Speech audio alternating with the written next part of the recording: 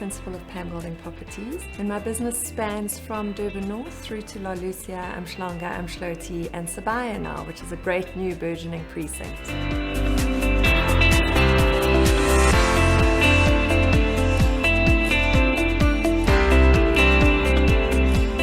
I've had a really colourful career path. It's been a roller coaster ride, and I'm incredibly grateful for the people who've been there along the way. I left varsity having done an LLB and got swept up into the world of modelling and television, which distracted me a little bit from the corporate space. But then reality hit when I started edging towards 30 and I wanted to have a family. And I married a Cape Townian, so I ended up following my heart and moved there. I never really settled in Cape Town. I'm a Maritzburg girl actually, and my heart was in KZN and my family was still here, so I was really yearning to come home, and I chatted to my mom and I was desperate to find a reason to relocate my family. And she had been working with the Pam Golding group for several years, so I knew Andrew Golding and Pam well, and it just so happened fortuitously that Andrew wanted to open a flagship branch in Durban and he was looking for a manager.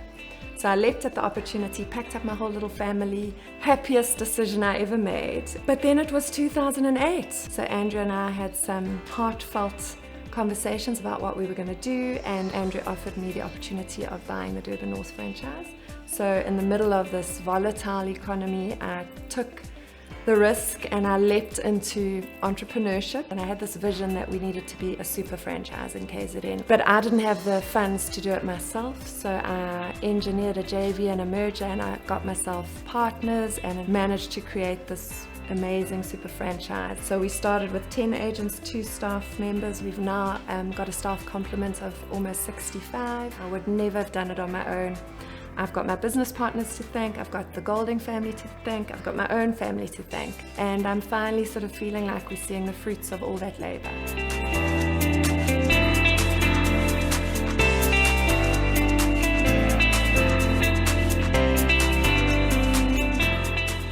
So I'm going to talk about people who I see as my mentors. My parents have been a huge inspiration to me my whole life.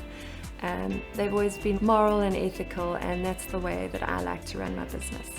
And then I am grateful to have had Pam Golding's influence in my life. She came in as a little shining beacon of hope for women actually, because she brought compassion and empathy and all these sort of very feminine characteristics into a really cutthroat property industry, and it's always been my goal to do the same.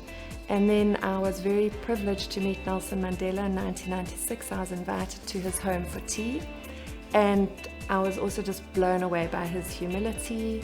And he sat there and he held my hand. Sorry, I'm gonna get emotional. You know, here's a man who's saved our country. So I have tried to emulate him in my business practice, and that's probably why I'm a servant leader. I just think it's incredibly empowering to lead from behind and to promote your people.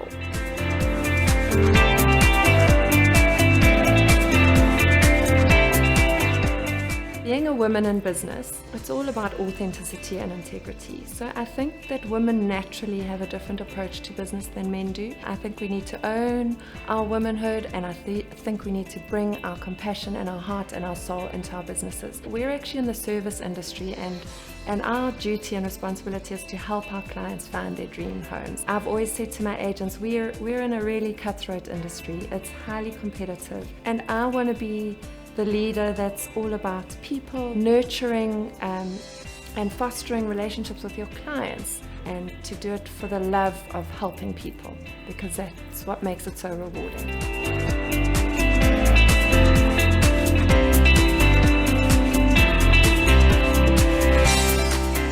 I think one of the hardest things about being a woman in business is finding the balance. I also am a firm believer in the value of strategic alliances, of collaboration, of teamwork. So I'm the first person to bring in partners, and I think if you get all the right people in the right places, then your business grows and thrives, and then you do have the freedom to be a mother as well, and go and watch those ballet shows and be there when your 6'3", 14-year-old is playing basketball. So I think that's where I've been very lucky. I've found the right people, and having partners has enabled me to get that balance.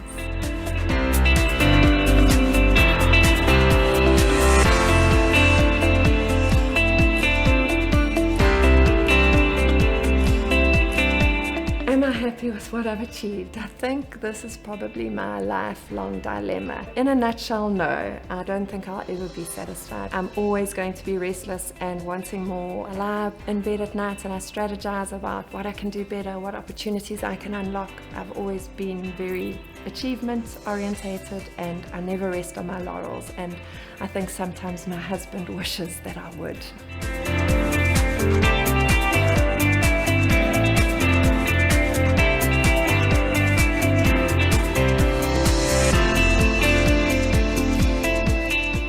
To go back and talk to my younger self, I think the lessons I would want to leave with her. Number one, just trust.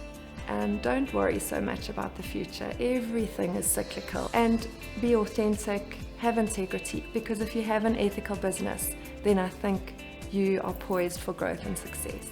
And then give generously. That's the beauty of success, is having the ability to share with others and help those in need. And then most importantly, you have to feed your soul. If you're feeding your soul, then you're not going to burn out, and then you're able to shine your light on others. I think that's probably what I'd tell myself.